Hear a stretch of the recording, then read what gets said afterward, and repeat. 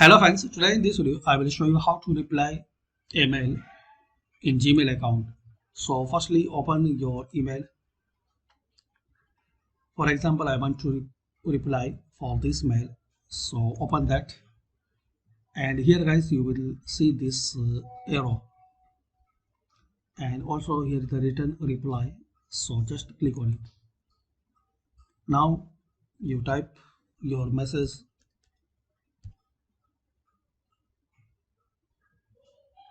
and also guys you can add and attach a file, link, emoji, photos, signature. So this way guys you can reply email in Gmail. Thanks for watching. Please comment this video useful for you or not, and by these simple steps we can know how to reply email in Gmail. In the last, just click on send. That's it.